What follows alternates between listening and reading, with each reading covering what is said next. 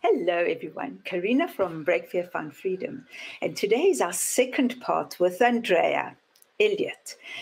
And today we're talking about, if you remember our last episode, we spoke about body shaming and how we can, as women, be inside our bodies and not be ashamed of making love or sex or enjoying sex on any level. And this is not to be talking about. I'm talking about it from my point of view because I'm a woman, right? I mean, but we're going to be talking about it from both male and female energies or people or whatever it is, so to speak, on this one. So I'm saying, sit back, relax, and let's chat about something that's really taboo, and a lot of people are very afraid to talk about. And a lot of times we shut this subject off and then we're stuck because this affects our relationships, and that's the most important thing. Relationship with self and others, right, Andrea? So enough talking. Let's get to the good stuff. Hello, Andrea. How are you today? I'm wondering, Carina. Thank you so much for having me on this great YouTube channel. I really appreciate it. Oh, thank you. And it's about break freeing and finding freedom. Exactly. My topic and your show. Exactly. And especially with a topic like this, break fear is huge because a lot of times, because we don't connect with ourselves and we don't appreciate our bodies or find ourselves worthy enough or realize that it's okay to enjoy sex, if you know, it affects relationships on so many levels. So tell me a bit, Andrea, where we left off, we were talking a lot about synchronicities. So we have to just touch on that because synchronicities have so much to do in our lives, right? If we're on the right path, synchronicities just come into play.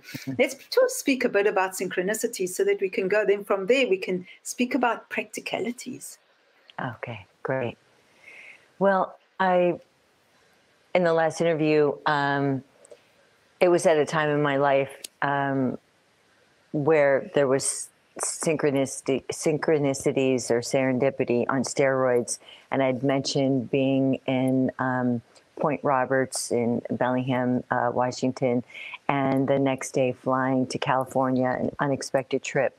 And that woman that had the purple drink at the talk I was at. And the next day I'm landing in California and my friend says, hey, I have a healing appointment. I have an appointment with a practitioner and my partner, she can't take hers. Would you like her appointment? And I was just, I was just going at healing myself. And I said, yes. And we're driving. And so he said, get in the car. And we have to drive off into this orange orchard in Ojai, California. And he said, and I said, so what is the modality? What is it? And he goes, it's talk. And there's, physical, like he's going to work on you on a table. But I really don't want to tell you more than that. It's very deep. You work up your emotions. You work things out. And so we pull up and he said, okay, you get out. I'll be back in an hour. I was okay. So I get out and I go in, and the guy, when I walk in, he's this really tall druid type character. And he says, so tell me about yourself. And I said, oh, I live in Pennsylvania. I was at a talk in Bellingham, Washington, and I told it and I said, oh, it was on the topic of stem cell research. And he said, oh, my wife was at that. And he starts to describe his wife, who happened to be the woman with the purple drink, who invited me to go live there. I should live in that area. And so, yes, within 24 hours from an orange orchard in Ojai to a talk in a small little town of Bellingham, there's the husband and wife I meet. And so, yeah, life, when I find that when we redirect our life, there's a lot of things that stir up. That whole fear cycle can grip us because this is nothing the mind could plan, lay out, or make sense of. but it's the step you take of the excitement, which I was like, when he invited me, like, yes, I'm going to go to visit him before I fly back east. And so that's what led me into that appointment. And then John ended up being a practitioner I worked with for probably a year, because he and his wife ended up inviting me up to visit as I was making California my hometown. They invited me up and set me up with a real estate agent on a weekend visit. And I ended up moving to that area. An unexpected 3 years of my life, redirected by meeting them, and then did a lot of deep healing and joined a lot of different things in the Vancouver area. And I was just in that space of deep, deep healing. So yeah, it redirected my life completely. I love it. And one other thing that happened was when I took that flight to go to Ojai, I was in Vancouver, and then the flight got, they had me on as a standby, and they couldn't get me on. So they said, go to Seattle. We've got you on another plane. And that was a 2.5 hour bus ride about. And I met a man on that bus who I ended up just connecting with deeply. And when I decided to make the move, what was originally to California, he flew to Pennsylvania and did the road trip with me, because we stayed in contact for the month it took for me to, because life started to change to move to California, and eventually it was redirected after 6 weeks to Washington State, because I started dating the guy I met on the bus. So, I love it. And if you just look at all the synchronicities, like on standby, you had to catch the bus to go. And I mean, we can go into all of that. And there's no ways that you can plan. You can't. I mean, it's impossible. So I'm loving this. And I'm loving the purple drink, because that's something that you mentioned. And you mentioned it, and I was going to say something, and then we got sidetracked, right? So I have to say it now, the purple drink. And we know that purple's very symbolic, right? And how symbolic was it? Because it brought you to the healing that you had. I mean, that's like so amazing. I'm loving, for me, I love patterns, and I love to see, I can see the connections, and you see the synchronicities, and it's always like, oh, I just love it. It's such a beautiful thing. and it's going to inspire me to write another book around just the child, the playful me that I ended up unearthing through this process, that would have been fixated on that shade of purple. You know, the adult in me could say, it's a purple drink. You know, this is what you're over here to focus. But that purple drink had that magical me just mesmerized. That's the playful that led me into the mystery that was far more intriguing and interesting than the talk I was at. So yes, of course. And then again, I have to go back to, of course, the break fear, because if you had thought about it or overthought about it, or not gone with your gut and allowed that fear to rise up into your mind, wow, you would have lost out on so many beautiful adventures and meeting so many wonderful people. So that's also a lesson just on its own. Oh, absolutely. Absolutely. And I think breaking fear, which I keep saying break free, because those things go together for me. breaking free is breaking fear. And so if I slip and say your show, it's because it's so prevalent in what your title of your show is. And that is so much part of what my journey has been. And it's probably why I work with so many strong minds, very intelligent people. It's usually professionals, and it might be more male entrepreneurs or CEOs or managers. They're their boss, and females who are their own boss tend to be more of my clientele, because I understand that lockdown system of the mental. I was in that myself. And I was in a corporate job. This is the corporate world. This is what you do. And when you follow all the rules, then you have this expectation. Now, living outside of that, sort of like where this backdrop behind me goes is a mystery. And like nature, you don't try to control nature. And there's that part of us inside that you don't control it, but you land in that land inside, and and that's the My Higher Kingdom, which is the name of my website. I've just used that as a kingdom I found within, but just like this backdrop, that is the landscape that I help people return to. I love that, Andrea, because also it's very scary for a lot of people. Hence the Break Fear, Find Freedom, right? A lot of people, you know, when you're growing up, when you're a child, you're so excited, and the world is so bright. And then, of course, you go to school, and we know the drill, right? And a lot of times we get to a point in our lives where we've got so many walls up that we don't even see ourselves or anybody else. So to be able to break those walls down and to find that kingdom within is the most amazing thing to do. So I commend you for that. And I thank you because so many people, we all need that. If we could all find that in a kingdom, what a beautiful life this would be, a beautiful world this would be, to quote Louis Armstrong, right? And it will be, because enough of us have found it, that it's just a matter of us maintaining it in our own life, and it welcomes others into it like a vortex. Yes. And that's why shows like this are so important. It's so important for us to continue to share the message so that people can realize that, wow, we are all so powerful within ourselves. We are so beautiful within ourselves. And you just need to see it.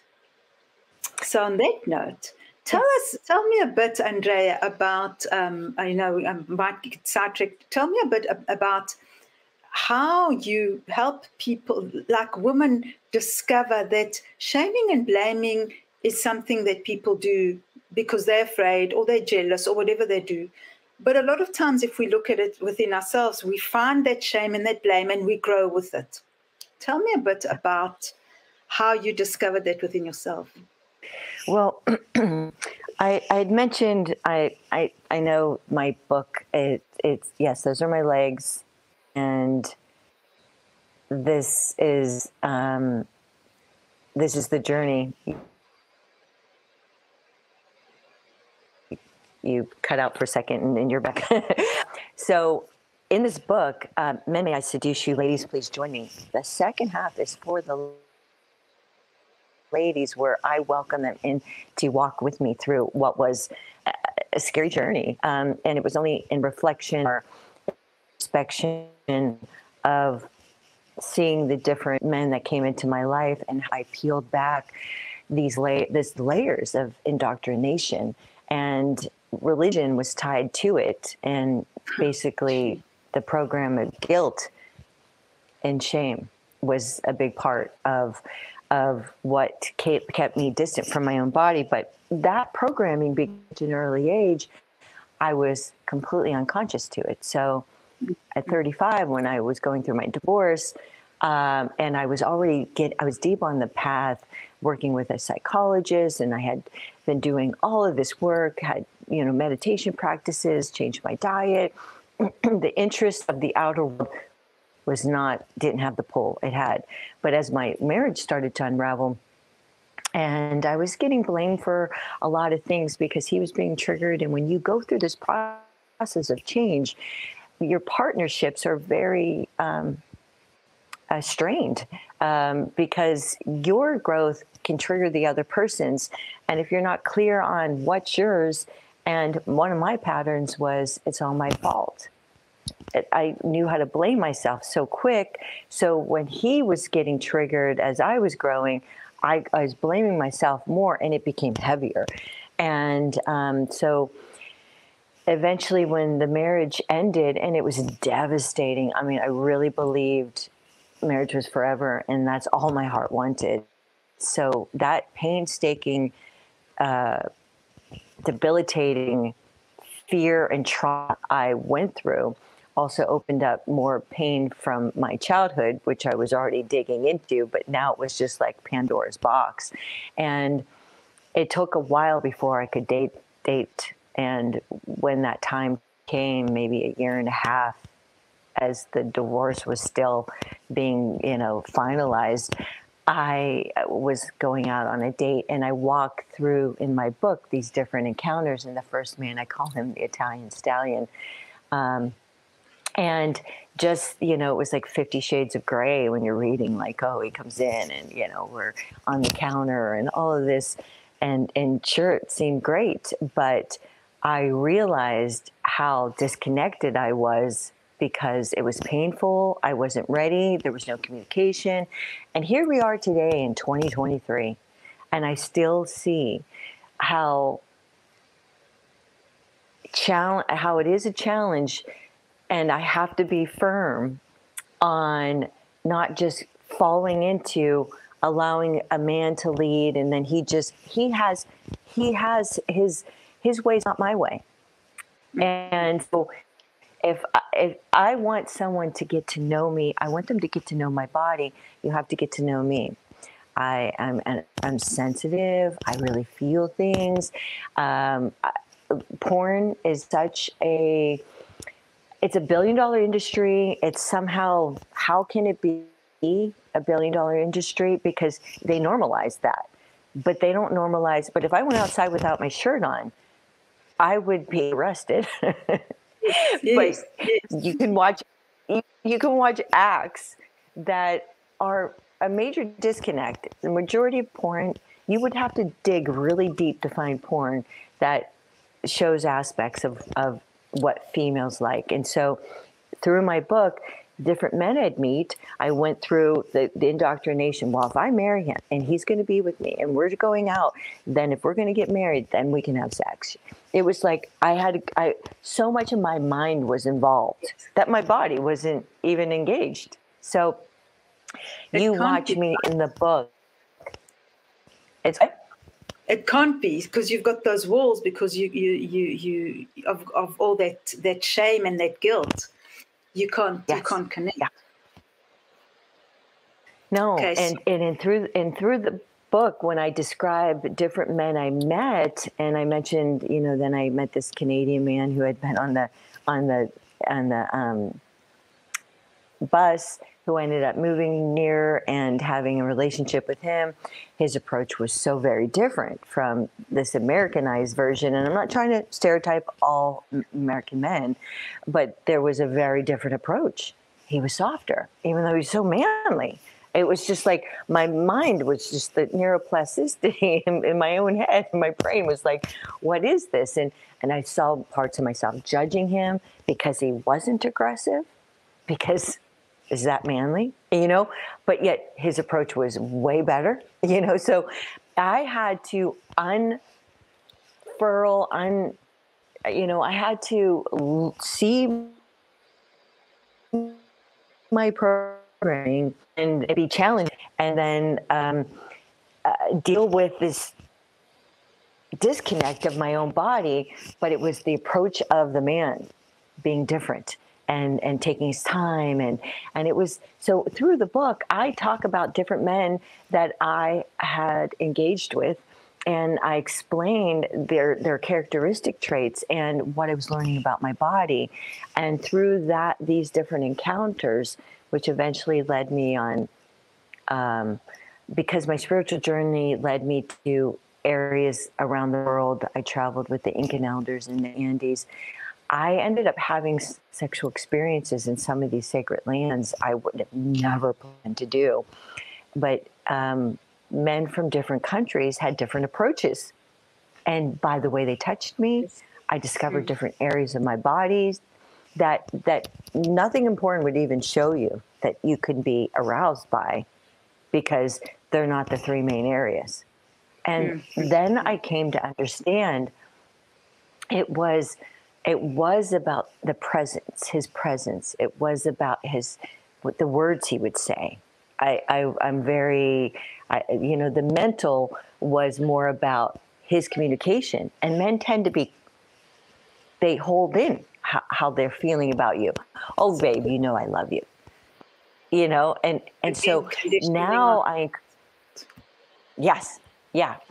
The men that could communicate well was really important to me, and the things he could say. So it was his touch, it was the energy, how it didn't. The forceful has its place, but I think women are much more like flowers.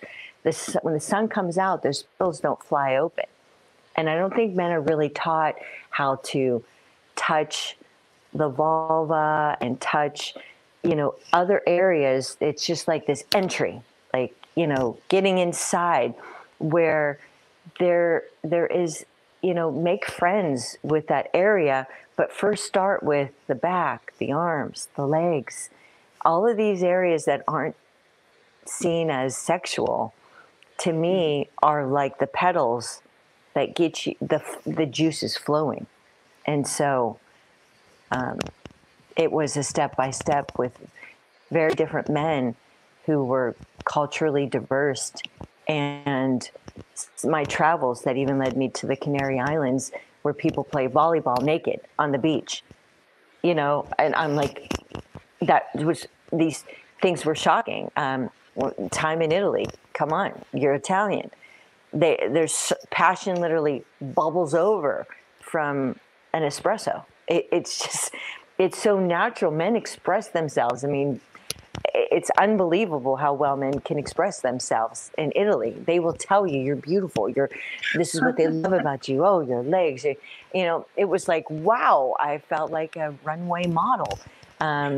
So yeah, I think I learned the things that,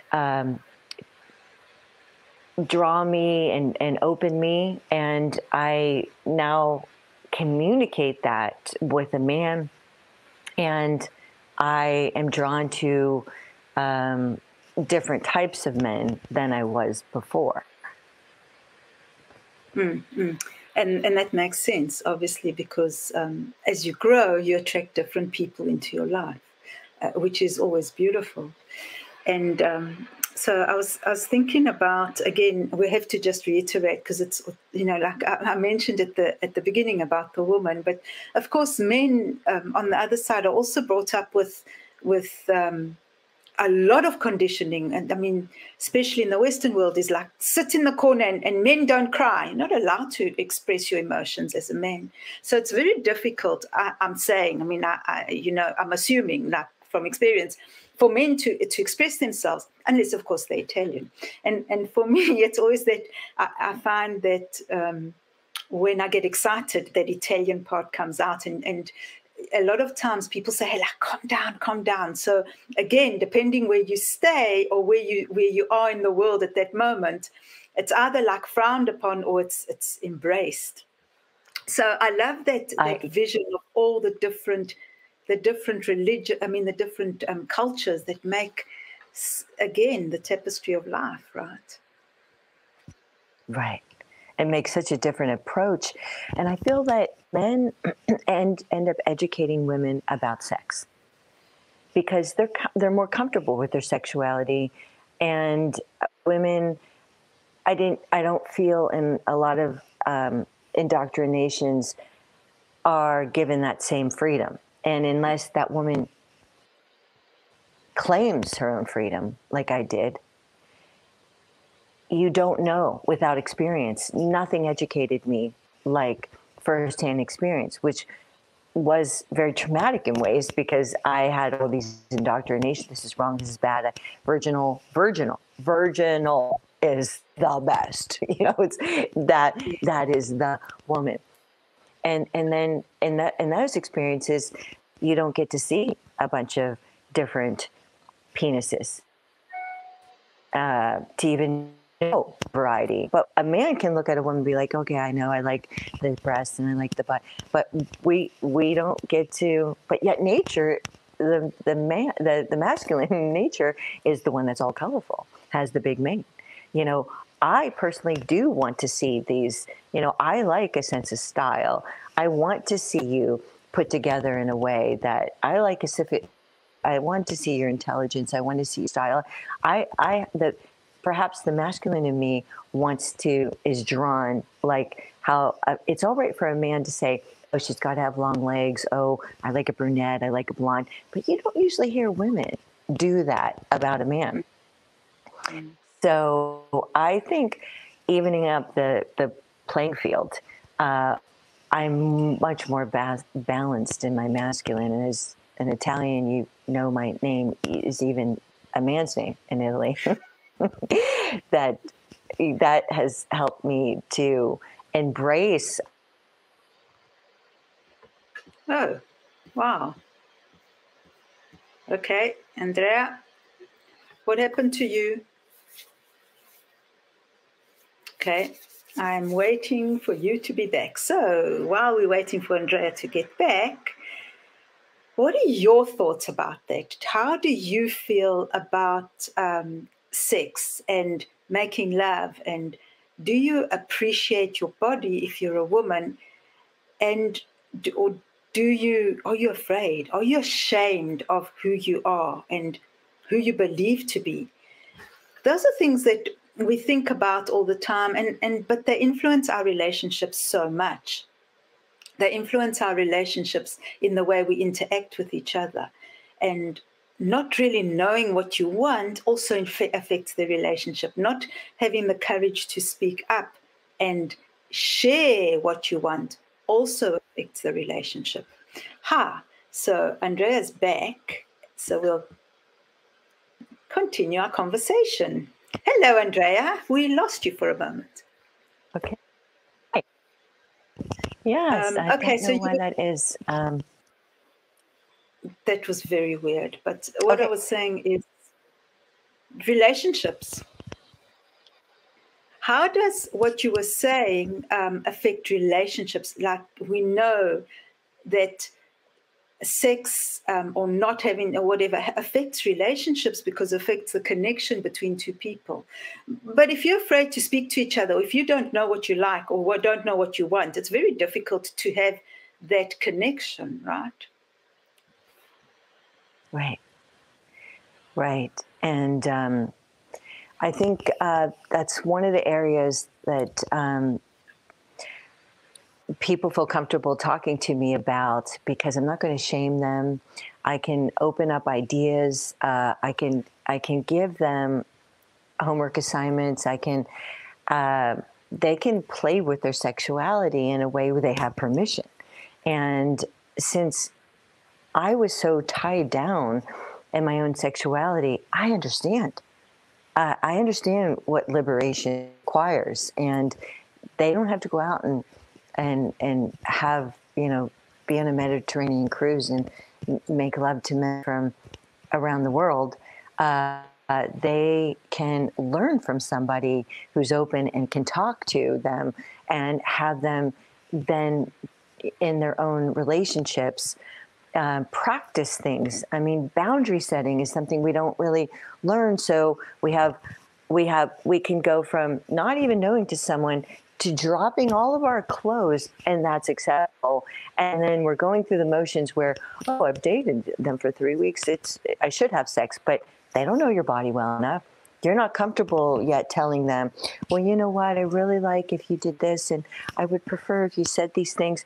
But for some reason, we can jump right to sex, but we don't have the maturity and the self-worth and the practice and the communication skills that bring an intimacy that you can't have just by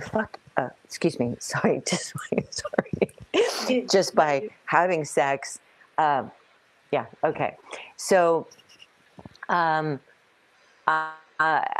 think that we have been indoctrinated through movies and through porn and through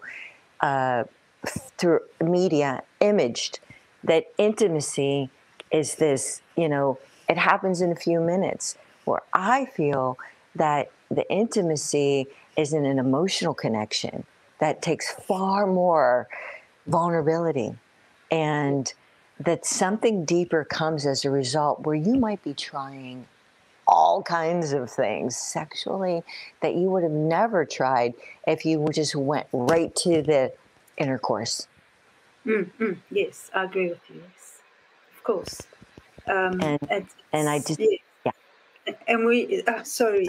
I think we need to allow ourselves that space to be able to get to that point where it's a natural flow. It's not something like, oh, you know what, this is the third date or whatever the story, whatever the protocol is now. I don't know.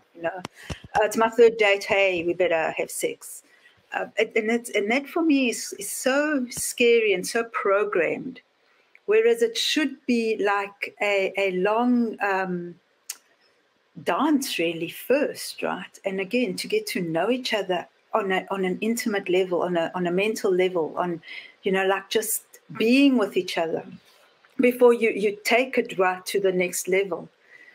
So I love that image. And how do you, because again, it's about programming and listening to other people rather than listening to ourselves. Right. Yeah. So how do you... It's unraveling the conditioning. It's just in conversation with people, I can hear the things they say quickly. I know where their thinking is. My thoughts were there too. And it's like, I help people see where they're caught. I was sitting next to people last night at a dinner, and they were, and she's, and it was her brother. I didn't know. I thought it was a guy friend of hers, but he said, just block him. He was telling to end something, just block the guy. And then when her brother went to the restroom, I said, do you mind if I didn't hear your whole conversation, but I heard just block him. And I said, listen, I'm a life coach, and I do therapy with people all the time on all sorts of things related to relationships and self-growth and wellness. And this is an opportunity for you. Hitting block is a defense, done. You know what I mean? It's a boundary because we don't know all of the language in between. You just go away.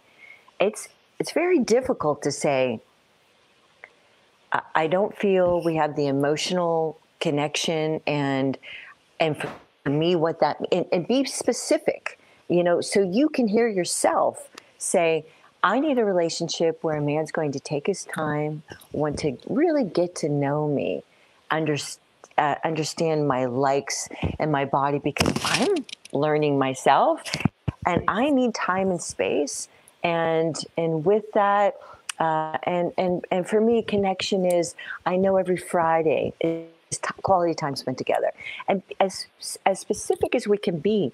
Men work really well off of that. I mean, they would take a manual if we wrote it and be like, okay, bring flowers every time I show up on Friday. And we're like, are you kidding me? I'm going to be like, bring flowers?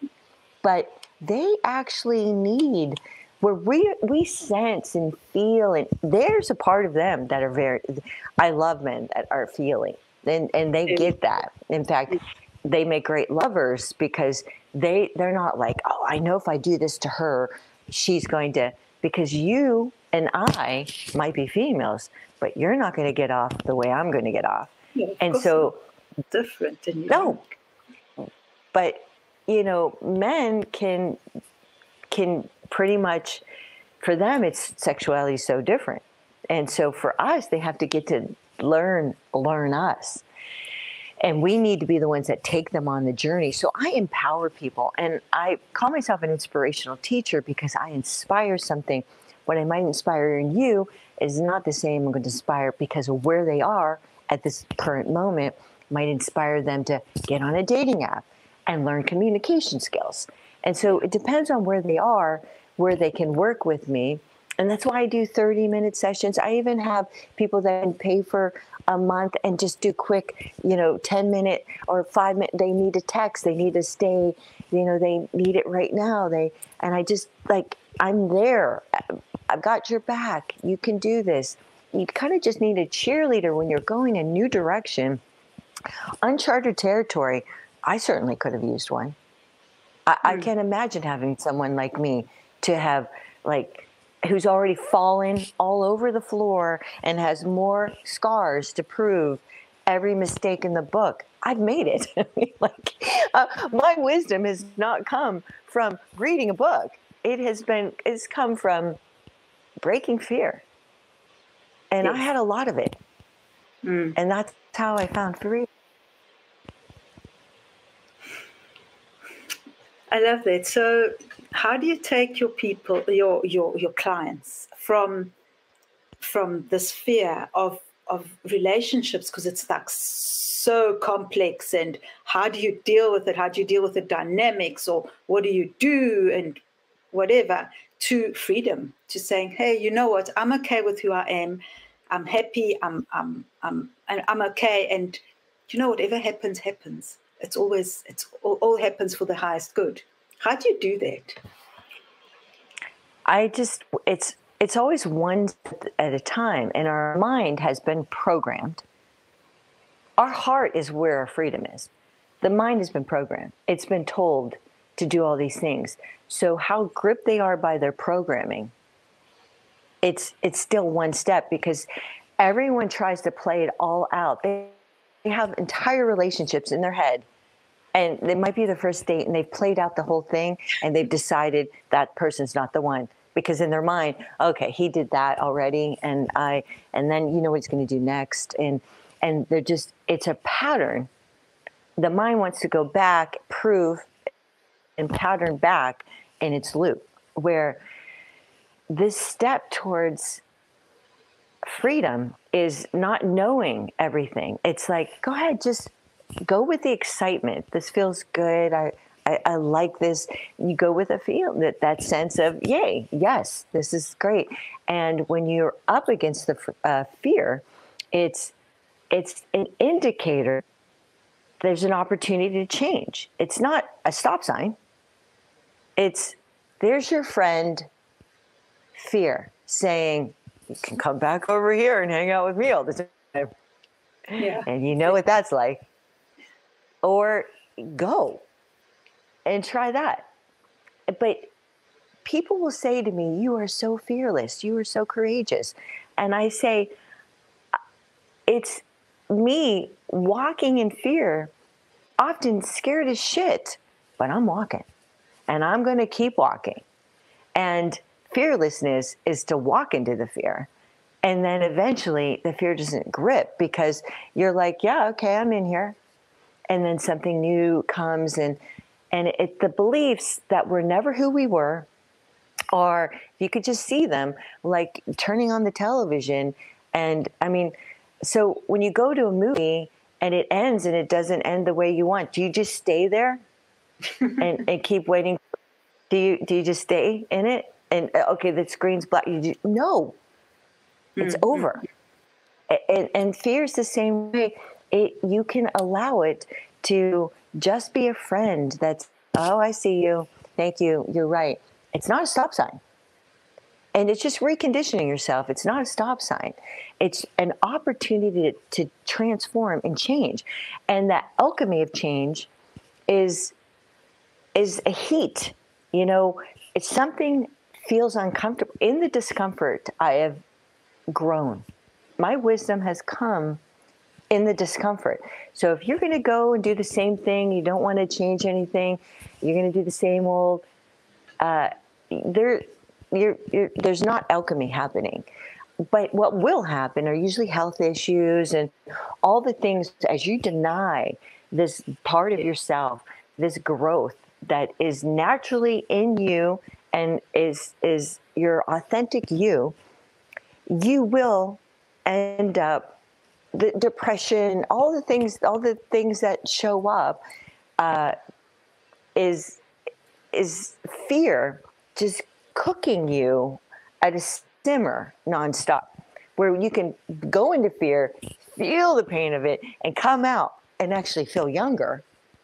Or you can stay on a simmer and it can just, slowly numb parts of you and dull you down, and you're unhappy, and you get used to being unhappy.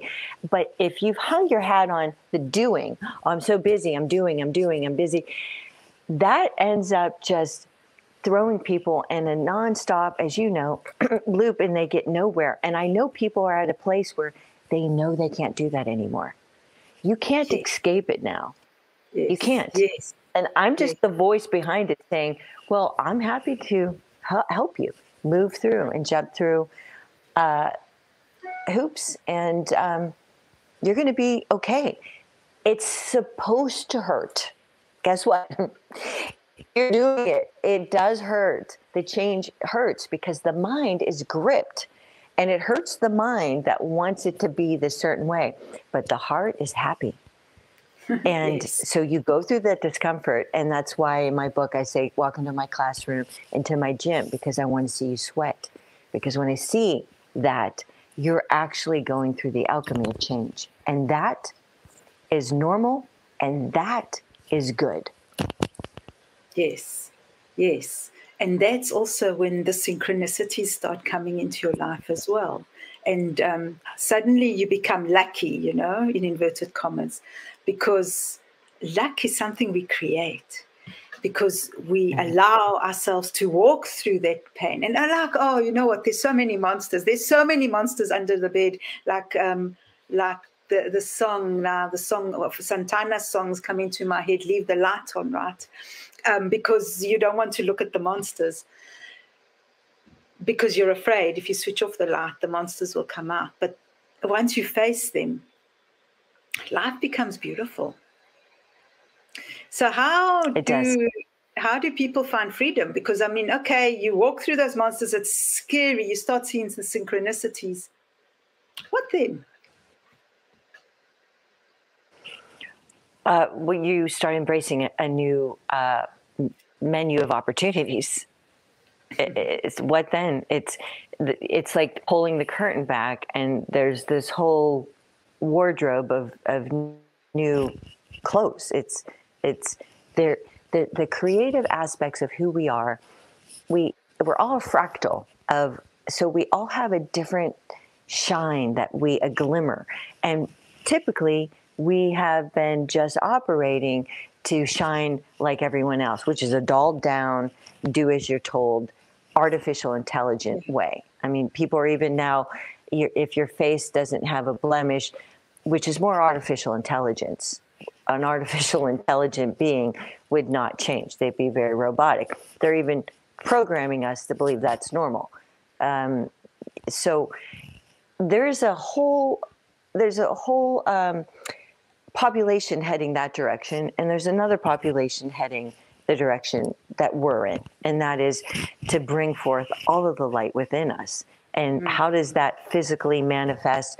Well, in your own authentic version. And so my racy title of my book, it's a very spiritual book, and yet it's based on sex, wealth, and self-mastery. My portrayal of becoming spiritual is unique to me, as your show is unique to you. So you learn to find who you are and celebrate your authentic nature. And that is a delicious discovery that is constant. It does not stop. So you bring in new people into your life. You check in with your coach a couple times every month. You have someone that holds you accountable, and you bring new friendships in, and your circle of maybe 100 friends might be 10 core people in the end. When your group gets smaller and mightier, you will know you are in a new reality, because they can see you and celebrate you. So you may lose an entire family of friends to gain one or two who are life-changing, and that is also normal. That's not portrayed out in our world, but I'm telling you, welcome to that purity within you, that once you start embracing, you're going to manifest others like us that love your individuality and also celebrate the commonality of the celebration of that light, that spirit, that invincible purity and innocence that's in you that has been shamed.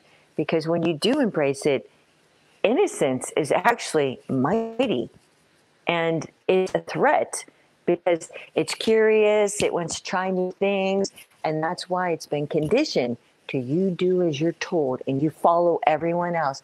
You be a good little sheep. You be a good little slave. And I'm not a slave, you're not a slave. And you then join the population of us that are here to create a world of vast beauty, because we've embraced that paradise, that magical place within ourselves, and then it will appear outside of us.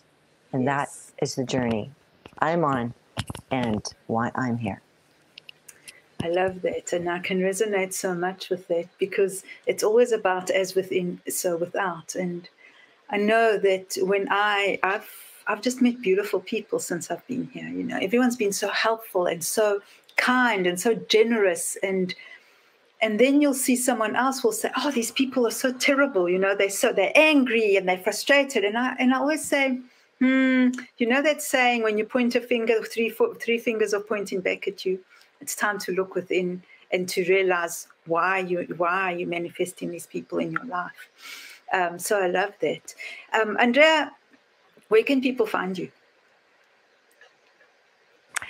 At myhigherkingdom.com is my website. I have a class on March 27th for men, and women could be in it as well. It's called What Women Want and How to Sexually Satisfy Them. It's to, you know, have a dialogue, an open dialogue, where men can learn from the comfort of their own homes. I would love to have a class for females, and I think women being in that class would learn a lot as well. I have Zoom classes on there, and if you have a group of girlfriends and you want to do something, I also do custom. I also have relaxation audios on there for men, and I have different offerings, and I am looking to do more live events through the coming year, of whether it's a dinner party or it's a larger event. I can create a dialogue to get everything I'm saying right now out with a group of people. It can be 10, it could be 100, it could be 500. And it allows people to start shedding in front of, when you're with other people and you see someone who is liberated, you start to shed your own layers. And I just want to penetrate more groups of people like that with my liberation, because when you're around it and you're in it, you start to feel that freedom and you transform. And so speaking engagements in that respect that are 60 minutes to 90 minutes, I am looking to do more of those this year. And in fact, I would love to do a private cigar lounge tour for any man that's listening and is a member of a cigar lounge. I would like to engage with them as well. So I am unconventional in my teachings, in my venues, and any topic that you want to unpack, I will be happy to be the host and at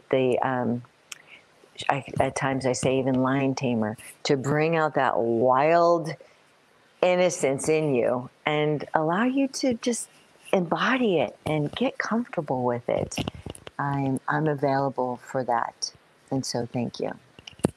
I love that. So many things. And of course, all the details will be in the description box below. So I suggest just reach out to Andrea and shed some light into your life if you need to, so that it takes you closer to who you really are, and have the courage to appreciate yourself, your relationships, and your partner, whoever or whatever that is in your life.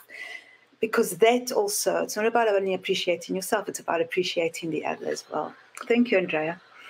Before we go, one last comment for our listeners? My whole life changed when I asked, who am I?